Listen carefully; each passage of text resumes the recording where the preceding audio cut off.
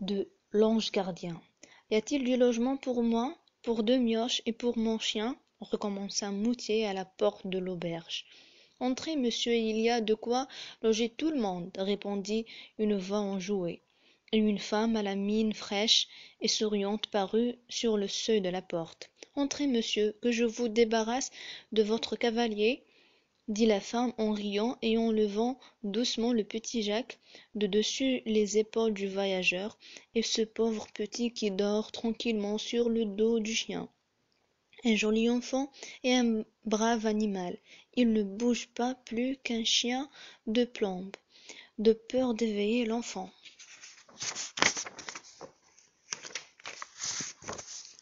Pourtant le bruit réveilla enfin le petit Paul. Il ouvrit de grands yeux, regarda autour de lui d'un air étonné, et n'apercevant pas son frère, il fit une moue comme pour pleurer, et appela d'une voix tremblante. Jacques, veux Jacques? Jacques, je suis ici, me voilà, mon Paul. Nous sommes très heureux. Vois-tu ce bon monsieur? Il nous a amenés ici. Tu vas avoir de la soupe. N'est-ce pas, monsieur Moutier, que vous voudrez bien donner de la soupe à Paul? Moutier, certainement, mon garçon. De la soupe et tout ce que tu voudras. La maîtresse d'auberge regardait et écoutait d'un air étonné. Moutier, vous n'y comprenez rien, ma bonne dame, n'est-il pas vrai? C'est toute une histoire que je vous raconterai. J'ai trouvé ces deux pauvres petits perdus dans un bois, et je les ai amenés. Ce petit-là, ajouta-t-il en passant affectueusement la main sur la tête de Jack, ce petit-là est un bon et brave enfant. Je vous raconterai cela. Mais donnez-nous vite de la soupe pour les petits qui ont l'estomac creux, quelques fricots pour tout, et je me charge du chien. Un vieil ami, n'est-ce pas, capitaine? Capitaine, répondit en remuant la queue et en léchant la main de son maître. Moutier avait débarrassé Paul de la blouse qui l'enveloppait, et il l'avait posé à terre. Paul regardait tout et tout le monde. Il riait à Jack, souriait à Moutier et embarrassait capitaine. L'hôtesse, qui avait de la soupe au feu, apprêtait le déjeuner. Tout fut bientôt prêt. Elle assit les enfants sur des chaises, plaça devant chacun d'eux une bonne assiette de soupe, un morceau de pain posa sur la table du fromage, du beurre frais, des radis, de la salade. C'est pour attendre le fricot, monsieur, le fromage est bon, le beurre n'est pas mauvais, les radis sont tout frais, tirés de terre, et la salade est bien retournée. Moutier se mit à table. Jacques et Paul, qui mouraient de faim, se jetèrent sur la soupe. Jacques eut soin d'en faire manger à Paul quelques cuillères, avant que d'y goûter lui-même. Paul mangea tout seul ensuite, et le bon petit Jacques put satisfaire son appétit. Après la soupe, il mangea et donna à Paul du pain et du beurre. Ils burent du cidre, puis vint un haricot de mouton aux pommes de terre. La bonne et jolie figure de Jack était radieuse. Paul riait, baisait les mains de Jack toutes les fois qu'il pouvait les attraper. Jack avait de son frère les soins les plus touchants. Jamais il ne l'oubliait. Lui-même le passait qu'en seconde. Moutier ne les quittait pas des yeux. Lui aussi riait et se trouvait heureux. Pauvre petit, pensait-il, que serait-il devenu si capitaine ne les avait pas dénichés? Ce petit Jacques a bon cœur, quelle tendresse pour son frère, quel soin il lui donne. Que faire, mon Dieu, que faire de ses enfants? L'hôtesse aussi examinait avec attention les soins de Jack pour son frère et la belle et honnête physionomie de Moutier. Elle attendait avec impatience l'explication que lui avait promise ce dernier. et lui servait les meilleurs morceaux, son meilleur cidre et sa plus vieille eau-de-vie. Moutier mangeait encore, les enfants avaient fini. Ils s'étaient renversés contre le dossier de leur chaise et commençaient à bêler. Allez jouer mioche, leur dit Moutier. Où faut-il aller, monsieur Moutier? Demanda Jacques en sautant en bas de sa chaise. Et on est donc Paul à descendre de la sienne. Moutier, ma foi, je n'en sais rien. Dites donc, ma bonne hôtesse, où allez-vous caser les petits pour qu'ils s'amusent sans rien déranger? Par ici, au jardin, mes enfants, dit l'hôtesse en ouvrant une porte de derrière. Voici au bout de l'allée un baquet plein d'eau et un pot à côté. Vous pourrez vous amuser à arroser les légumes et les fleurs. Jacques, puis-je me servir de l'eau qui est dans le baquet pour laver Paul et me laver aussi, madame? L'hôtesse, certainement, mon petit garçon, mais prends garde de te mouiller les jambes. Jacques et Paul disparurent dans le jardin. On les entendait rire et jacasser. Moutier mangeait lentement et réfléchissait. L'hôtesse avait pris une chaise et s'était placée en face de lui, attendant qu'il eût fini pour enlever le couvert. Quand monsieur eut avalé sa dernière goutte de café et d'eau-de-vie, il leva les yeux, vit l'hôtesse, sourit et, s'accoudant sur la table. Vous attendez l'histoire, je vous ai promise, dit-il. La voici, elle n'est pas longue, et vous m'aiderez peut-être à la finir. Il lui fit le récit de sa rencontre avec les enfants. Sa voix tremblait d'émotion en redisant les paroles de Jacques et en racontant les soins qu'il avait eus de son petit frère, son dévouement, sa tendresse pour lui, le courage qu'il avait déployé dans leur abandon, et sa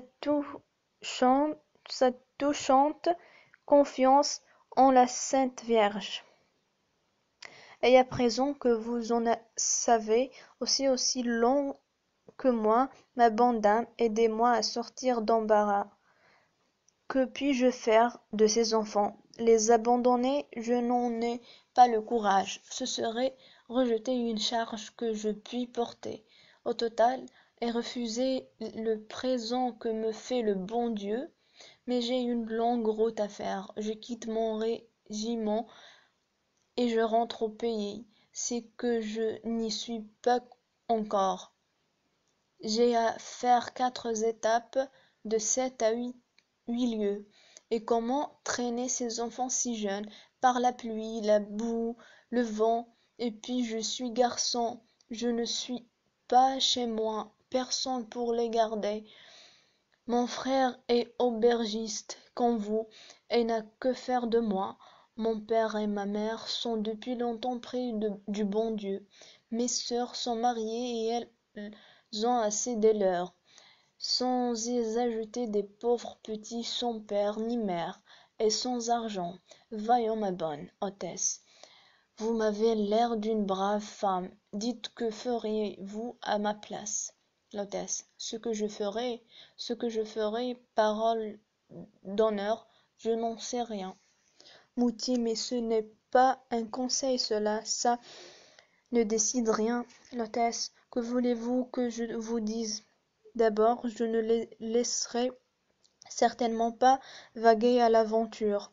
Moutier, c'est bien ce que je me suis dit.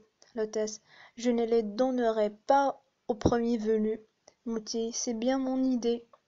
L'hôtesse, je ne les emmènerai pas à pied si loin. Moutier, c'est ce que je disais. L'hôtesse, alors, je ne vois qu'un moyen, mais vous ne voudrez pas. Moutier, peut-être que si, dites toujours.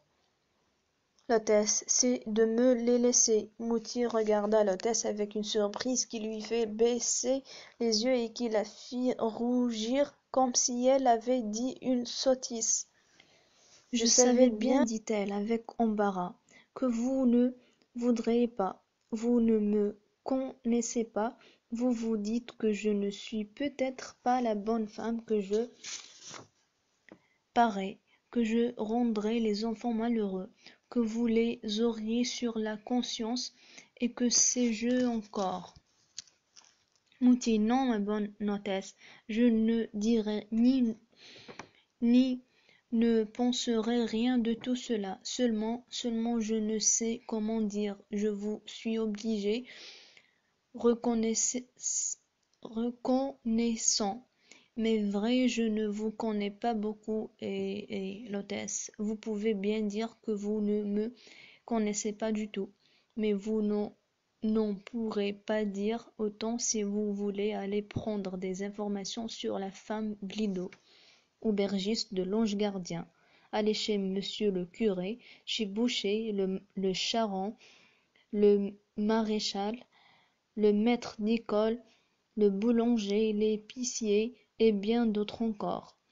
Ils vous diront tout que je ne suis pas une méchante femme. Je suis veuve, j'ai 26 ans, je n'ai pas d'enfant, je suis seule avec ma sœur qui a 17 ans. Nous gagnons notre vie sans trop de mal. Nous ne manquons de rien. Nous faisons même de petites économies que nous plaçons tous les ans. Il nous manque des enfants. On va là de tout trouver. Je ne vous demande rien, moi, pour les garder. Je n'en fais pas une affaire. Seulement je sais que je les aimerai, que je ne les rendrai point malheureux, et que vous aurez la conscience tranquille à l'égard. Monsieur se leva, serra les mains à l'hôtesse dans les siennes, et la regarda avec une affectueuse reconnaissance. Merci, dit-il d'un accent pénétré. Où demeure votre curé? Ici en face. Voici le jardin du presbytère. Poussez la porte et vous y êtes. Moutier prit son képi et alla voir le curé pour lui parler de madame Blido. Il lui demandait un bon conseil. Il faut croire que les renseignements ne furent pas mauvais, car Moutier revint un quart d'heure après, l'air calme et joyeux.